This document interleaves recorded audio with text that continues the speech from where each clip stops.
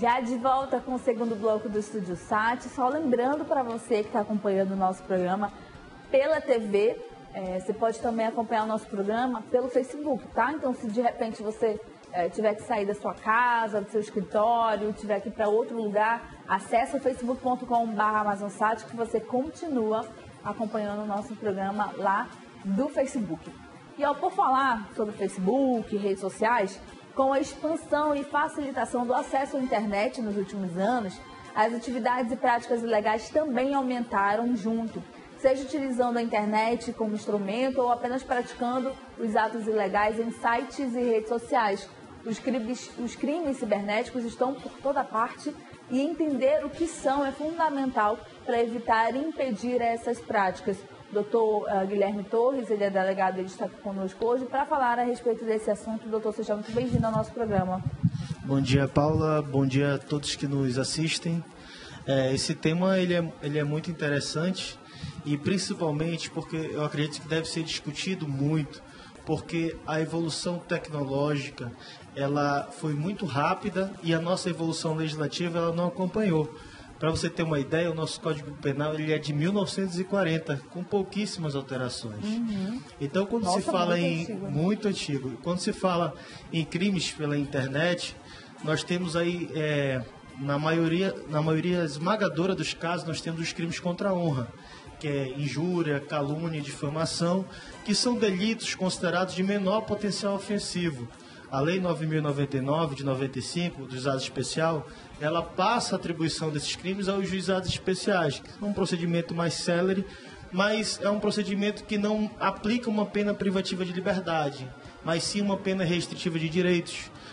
E esses crimes de difamação, calúnia e injúria, eles são crimes de ação penal privada, a titularidade é do ofendido e não do Ministério Público.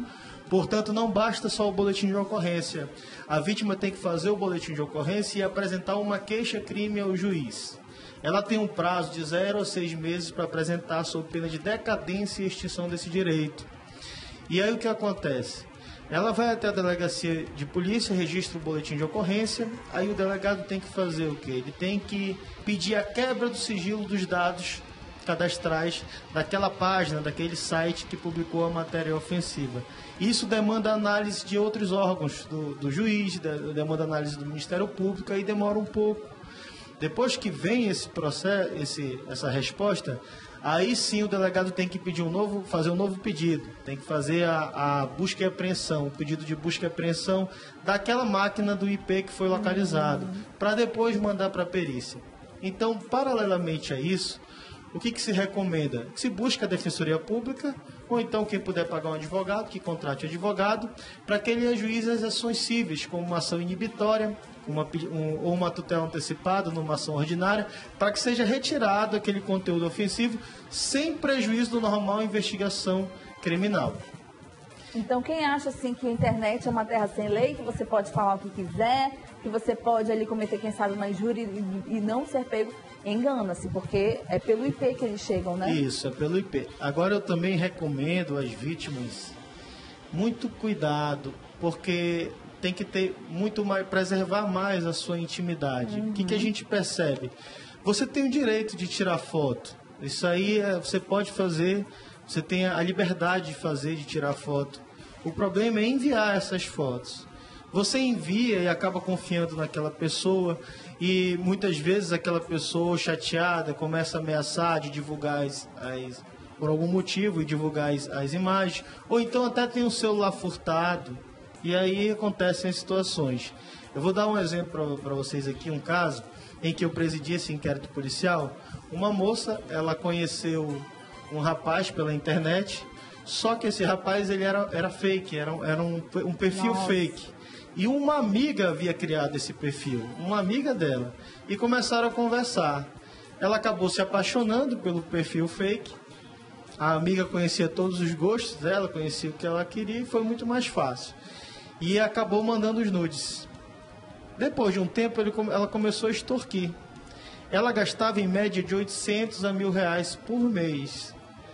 Isso é dando mais dinheiro. comum do que a gente imagina. Por mais de um ano ela passou isso. E chegou um momento que ela não aguentou e foi na delegacia. E nesse dia ela estava com o celular novo e a amiga viu o celular. Minutos depois o cara começou a mandar mensagem perguntando sobre o celular e que queria o celular. Aí foi quando ela desconfiou que fosse a amiga.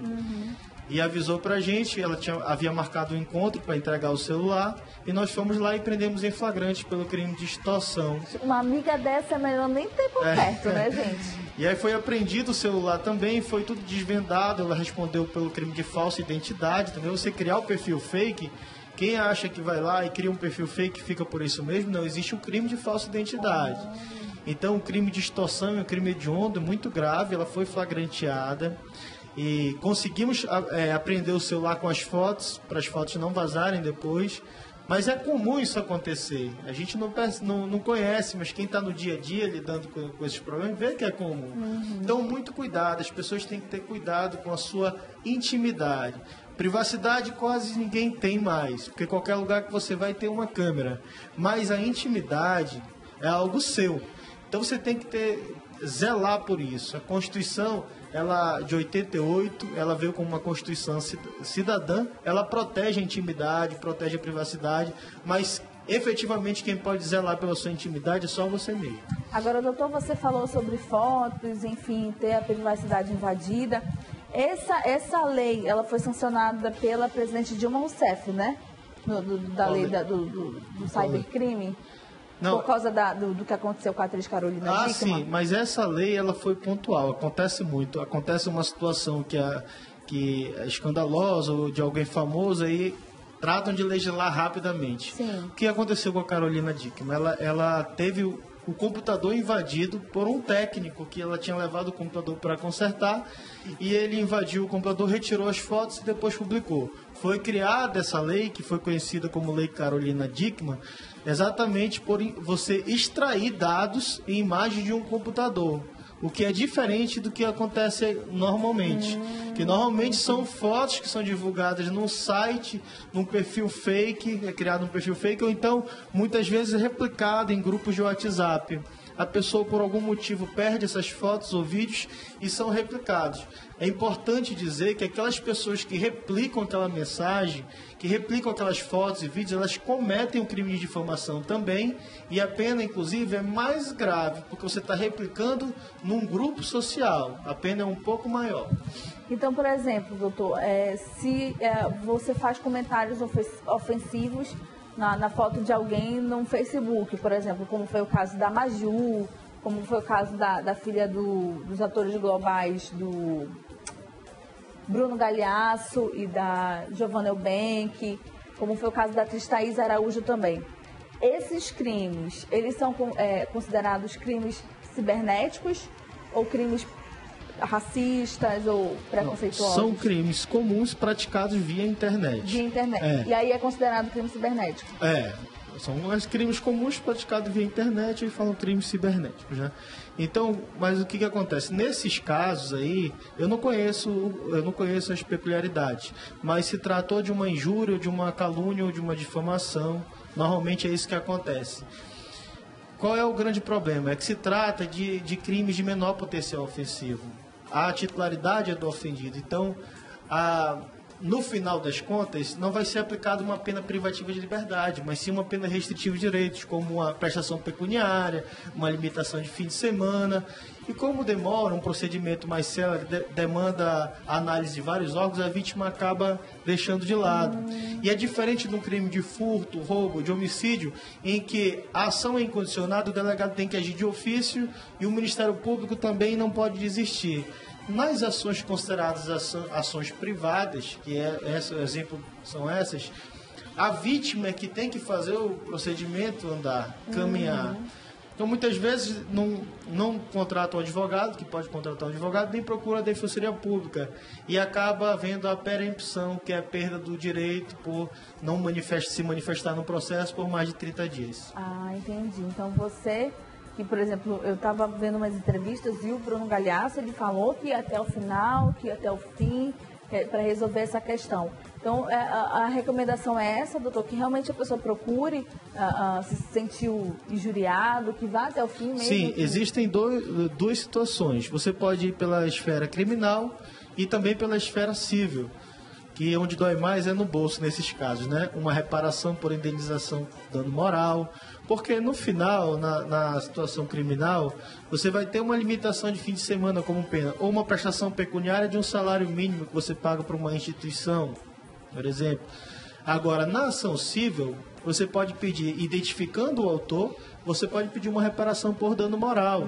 E o dano moral, ele não é tabelado. Vai depender da extensão e do prejuízo que causou. Né?